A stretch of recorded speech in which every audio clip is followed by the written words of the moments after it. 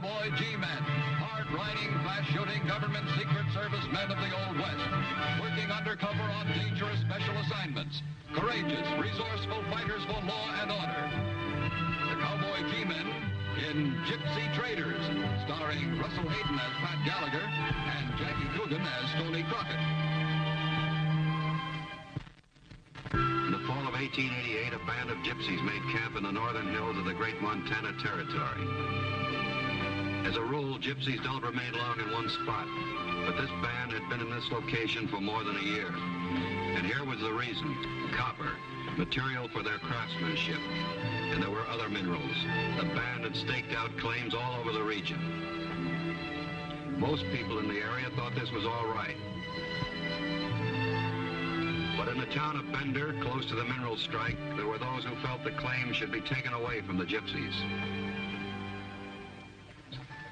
So an action at law had been brought against the gypsy band, with federal judge William Garrison presiding. And on the morning of November 7th, 1889, the judge was prepared to render his decision.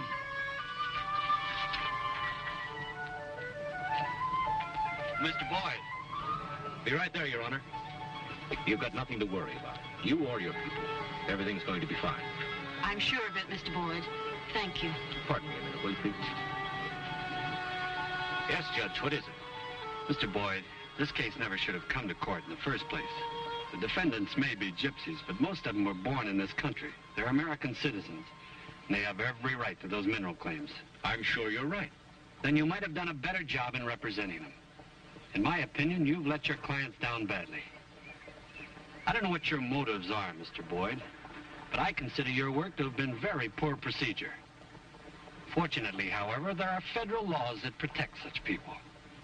Now, you may tell your clients that I'll render my decision at 1 o'clock sharp.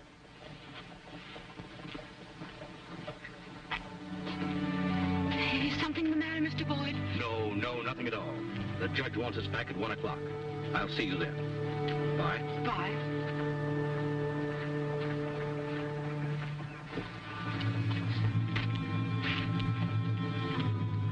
The judge is going to give his decision at 1 o'clock. I'm pretty sure it'll go in favor of the gypsies. What went wrong? Thought you were going to be able to throw that case. I tried, but it didn't work. We've got to stop that decision from being made, that's all. How do you figure on going about it? That's up to you.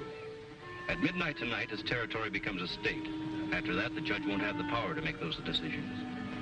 So, break it up. I don't care how, just break it up. That sounds pretty rough. You want your share of those mineral rights, don't you? Then break it up. Okay, boy. You're the boss.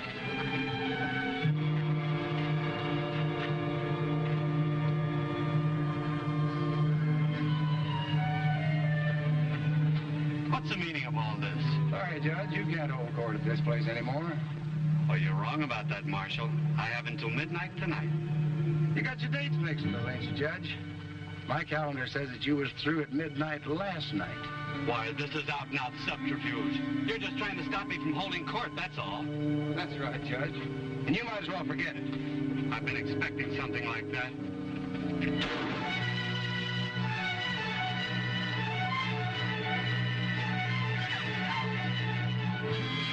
You in jail, Judge, for killing a man. That was in self-defense. He would have shot me. I'm sorry, Judge. You'll have to tell that to a jury. This whole thing is a frame-up, Miss Angela. Get word to Denver for me, the federal authorities. Get a writ of habeas corpus. Oh, no, you don't. No. A writ of habeas corpus, Miss Angela. Habeas corpus. Take him inside and put him in the cell. All right, Judge, inside. Well, we were lucky. He played right into our hand. Yeah, we'll keep him locked up till midnight and turn him loose. Oh, no, we won't. We'll hang on to him. What do you mean? What for? But you said after midnight he has no jurisdiction here. I've been thinking that over.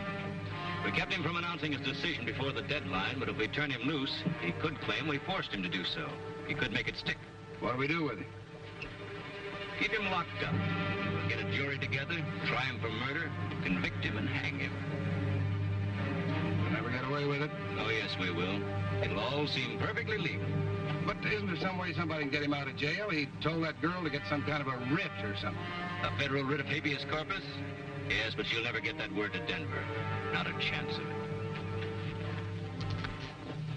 But Mr. Boyd was wrong. the gypsy girl did get the message through to Denver. And 3 days later, 2 federal Secret Service men rode into the new state of Montana. And one of them carried the legal means of freeing a man from jail. Habeas corpus, deliver the body.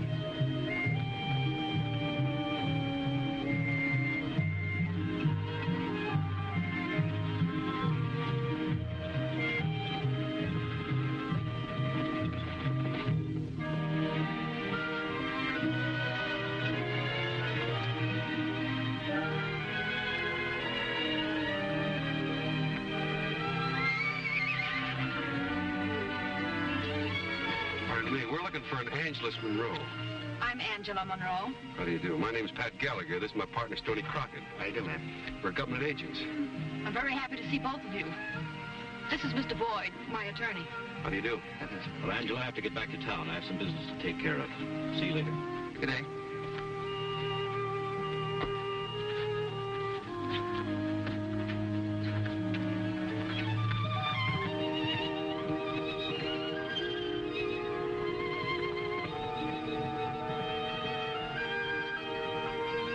Mr. Boyd has been trying hard to keep my people from losing our mineral rights.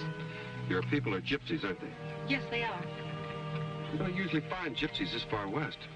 We might not be gypsies much longer. My people want to settle down here. We will if we're given a chance. You sent a message to Denver, miss, about a federal judge who was being held prisoner.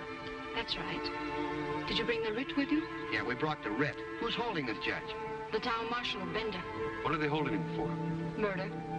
But he shot the man in self-defense. What caused the shooting? Some men in town want to take our mineral rights away from us. And the judge was going to rule against them. And the gang knew they had to stop him some way. But he is innocent. Where's this marshal now? In the town of Bender. That's about 5 miles from here, south. Well, Stoney, I guess we'd better head for Bender. Goodbye, Miss Angelus. So long, ma'am. Bye.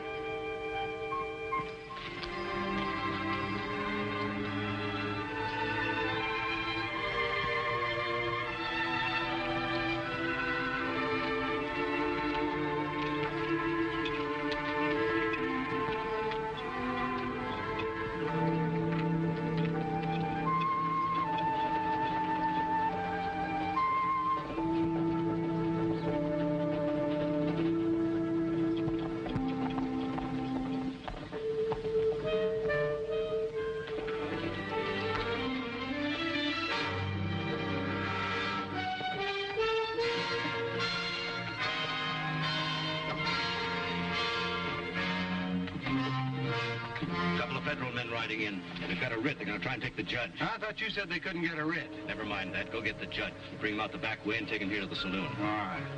You two stall those federal men. Here they come now.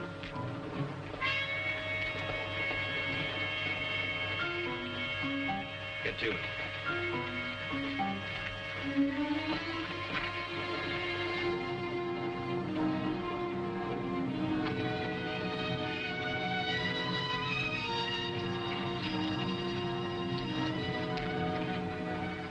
Just a minute. There's no visitors allowed in there. Well, we're not exactly visitors. Well, then who are you? Let's put it this way. Who are you? Well, it's none of your business, but I'm the new deputy. Where's the marshal? I don't know. Is he in there? I told you once I didn't know. Well, if you don't know, you shouldn't mind if we go in and take a look. Listen, if you two keep on making a pest of yourself, I'm going to lock you up. I wouldn't try that if I were you. Yeah? Then maybe I ought to try this.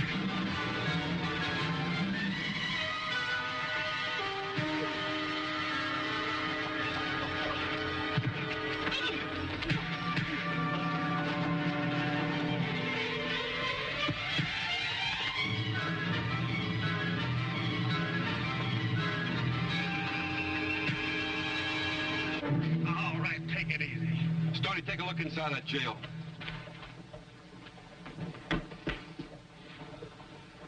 You're going to get in a lot of trouble for protecting a peace officer. A peace officer. We're officers ourselves, government officers. Hey, Pat, there's nobody in there. The cells and the back door's wide open.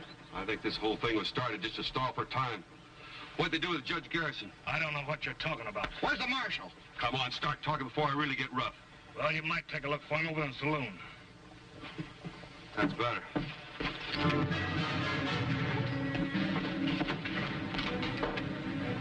people just won't learn, will they?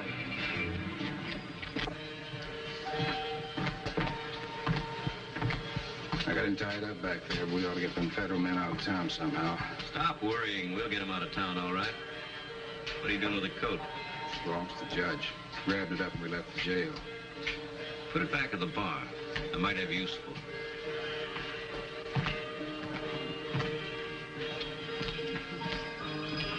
Well, Mr. Boyd. Hello, Mr. Gallagher. Mr. Crockett. Howdy.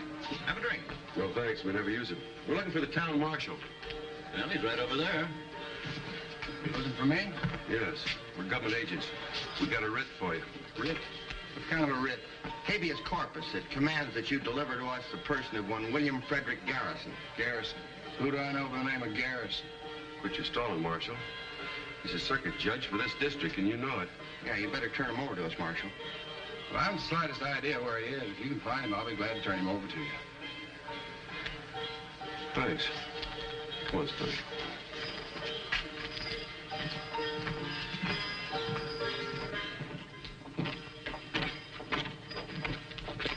Stoney, I've got a feeling they're lying. I got the same feeling.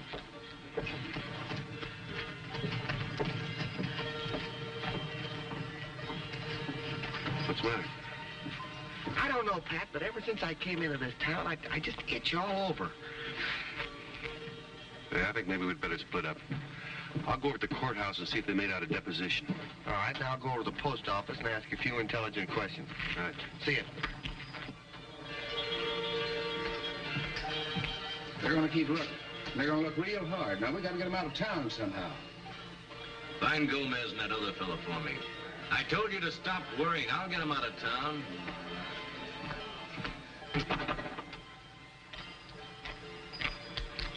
Find out anything, Stoney?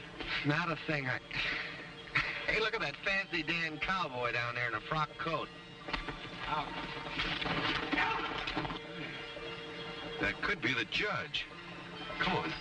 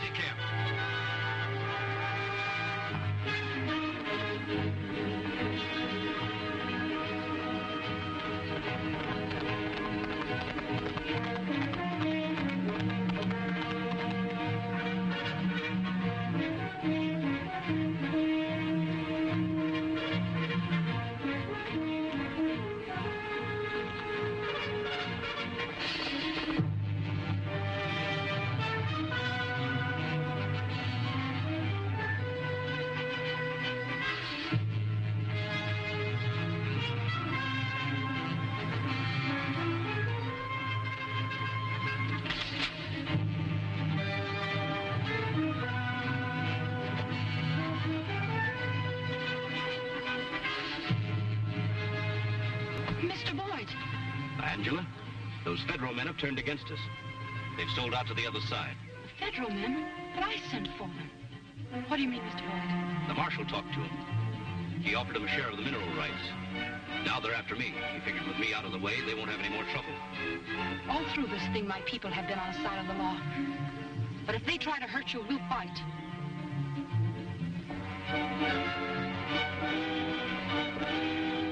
I'll go get help.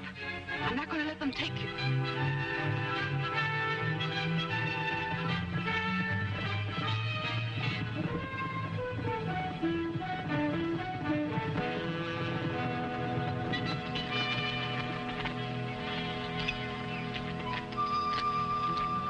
So it's you.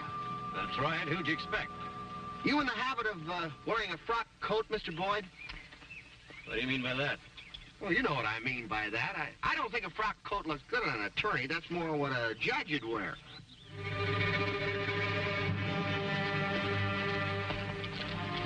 What do you want here? You don't seem very happy to see us. Where's the judge? You went into town to get him. We couldn't find him. But we're still looking. Well, I was in town to stop by the courthouse. Went over the transcripts of your case. Your attorney here hasn't been much help to you, Miss Monroe. You don't know what you're talking about. I think I do. This fight in front of the courthouse, were you there when it happened? Yes, I was. The judge was going to hand down his decision on the mineral rights. At what time? 1 o'clock. What are you driving at, Gallagher? You were the attorney on the case. Why weren't you there? I'd have been there when court was called. How long did the fight last, Miss Angela? Oh, I don't know. Was Mr. Boyd there during the fight? No, he wasn't. I didn't see him anyway. Where were you, Mr. Boyd? What are you inferring? I think you're part of the gang in town. As a matter of fact, you might even be the ringleader. You're out of your mind. No, now, come on. What happened to the frock coat, Mr. Boyd? What frock coat? Now, you know what I'm talking about. Don't stall, Boyd. You're under arrest, Boyd. We're taking you into town. You'd better be right, Gallagher. You hadn't been wrong in a long time. Now, just be a nice fella. Move out.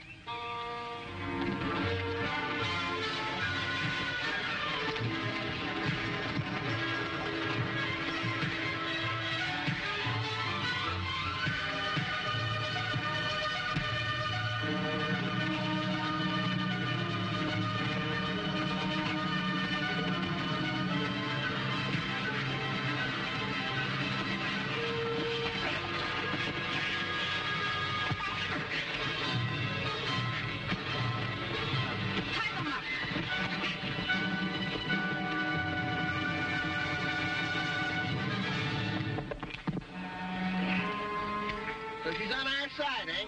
Well, I'm glad she's not against us. What's the pitch, Pat? Boyd must have sold her quite a story. We're sure in a real mess. You lawmen, always ready to arrest the wrong victim. Now, you listen to me. Boyd's selling you a bill of goods. He's framing you and your people, and we can prove it.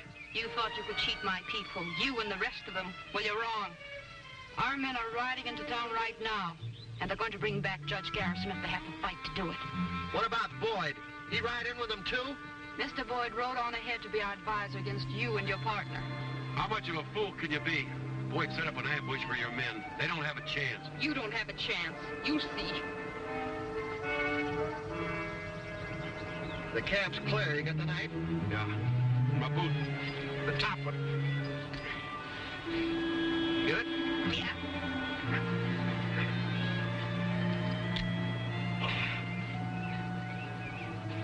We've got to get to town before it's too late to help those gypsies. Yeah, but how are we going to do it? We don't know where the horses are and our guns are gone. We'll have to split up and find them. You know, cut the circle? Yeah.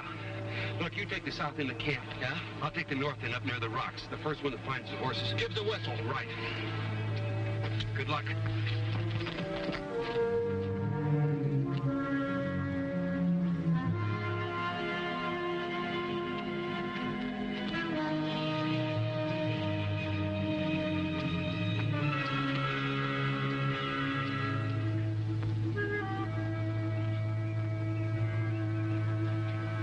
Yeah, but how are we going to do it? We don't know where the horses are and our guns are gone. We'll have to split up and find them. You know, cut the circle? Yeah. Look, you take the south end of camp. Yeah? I'll take the north end up near the rocks. The first one that finds the horses. Give the whistle. Right. Good luck.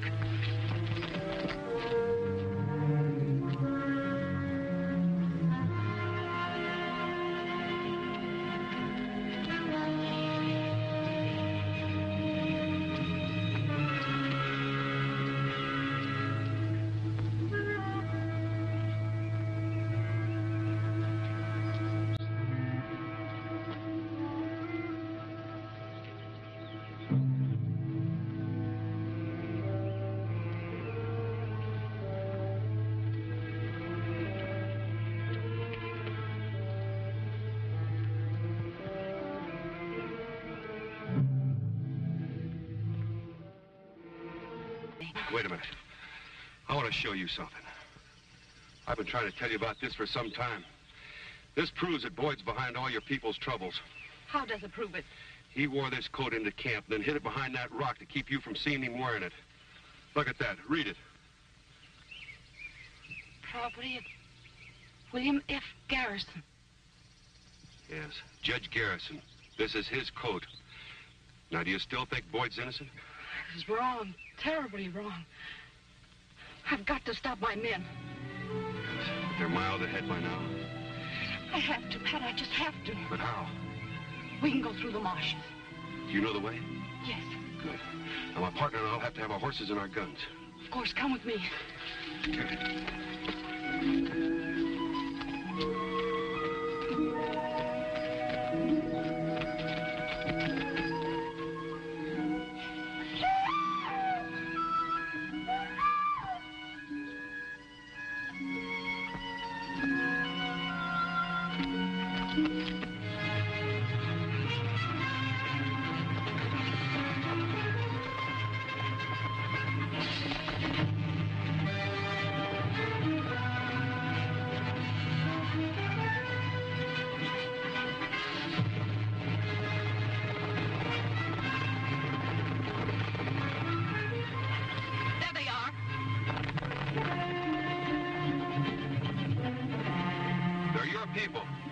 You head down there and turn them back to camp. Stoney and I'll ride into town.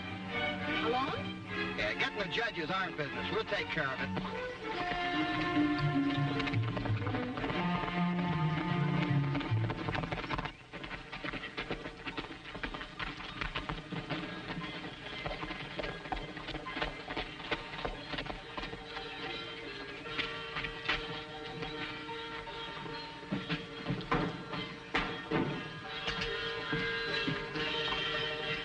Gypsies are coming into town to try to take the judge. Get the men ready. We want to be waiting for them. Oh, and have the judge outside when they get here. As soon as the shooting starts, make sure he gets the first bullet.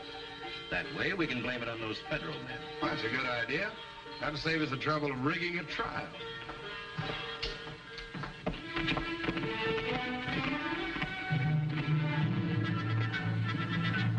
Well, looks like they're not going to show. Let's take the judge over to Carter's and try him as we planned. What kind of a trial will that be, Boyd? A rigged jury? A mockery? That's right, Your Honor. We're going to try you, find you guilty, and hang you before you even have time to think about it. You'll never get away with this. The federal government will act somehow. They've tried to act before, Your Honor. All they've done so far is pull boners. Look, federal man. Let them come. We're ready for them.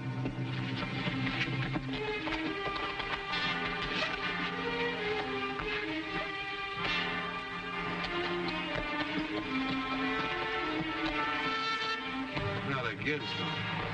Every time I get near this town, I start to itch. Yeah, I got a feeling somebody's itching to take a shot at us.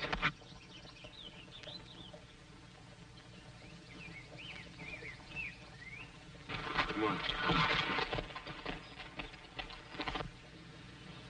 One word out of you and you get a bullet right through your head.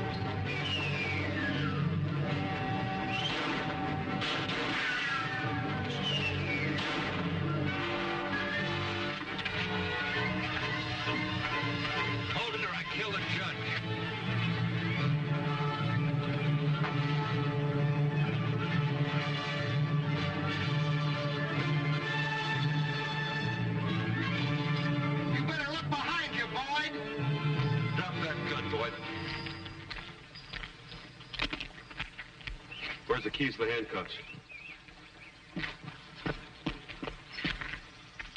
I've got the writ of habeas corpus, Judge.